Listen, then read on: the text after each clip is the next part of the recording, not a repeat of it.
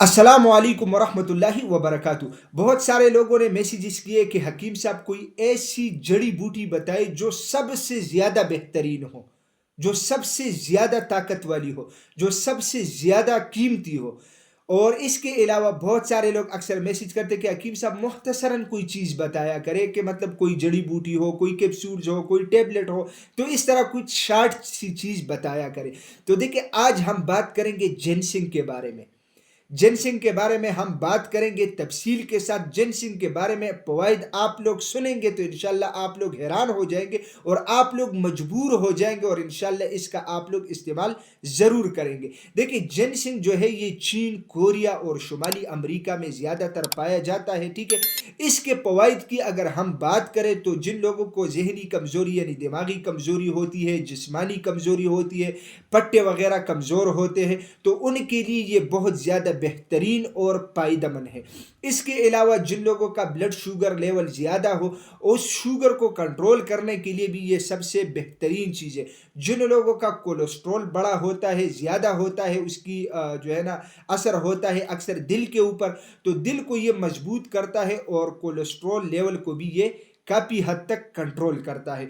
इसके अलावा अगर हम बात करें तो क़ुव्वत मुदाफ़ियत, इंसान के अंदर जो जिस्म के अंदर जो बीमारी के ख़िलाफ़ लड़ने वाले पोर्स होते हैं और जो जिसको वाइटल पोर्स भी कहा जाता है, उनको भी ये मजबूत करता है। और जो बीमारियां वगैरह हमारे जिस्म में आती रहती है, उनके ख़िलाफ़ लड़ने की जो सलाहियत जो वाइटल पोर्स होते हैं उसको ताकत देता है, उसको बूस्ट कर देता है। यानी क़ुव्वत मुदाफ़ियत के लिए भी इसकी इस्तेमाल इंतहाई बेहतरीन है और आप लोग कर सकते हैं। अच्छा, इसके अलावा अगर हम बात करेंगे तो जो लोग ज़्यादातर फिटनेस के हवाले से जो खेल कूद करते हैं, मतलब जो मुख्तलिफ गेम्स खेलते हैं या कोई जिम वगैरह करता है, उनके लिए भी इसका इस्तेमाल करना इंतहाई मुफीद है। इसके अलावा हम बात करेंगे तो जिनसी सेहत के लिए भी ये इंतहाई ज़बरदस्त है।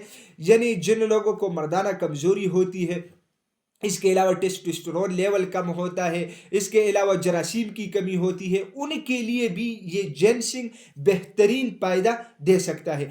अब हम आते हैं इसका आप लोग इस्तेमाल कैसे करेंगे, इसका तरीके इस्तेमाल क्या होगा।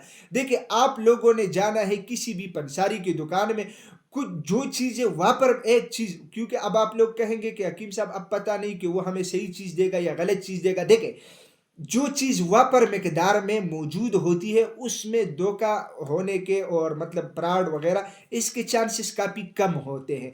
तो आप लोगों ने पंसारी के पास जाना है और उनको बताना है कि भाई हमें 100 ग्राम जिनसिंग पाउडर बना के दे और इसके साथ 100 ग्राम कूजा मछली।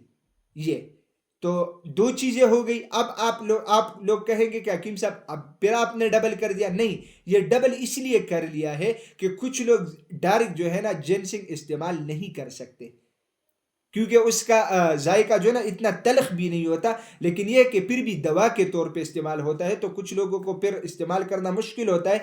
तो आप लोग क्या करें कि 100 ग्राम जिनसिंग और 100 ग्राम कूजा मछली, इसको दोनों को आपस में पाउडर बना ले।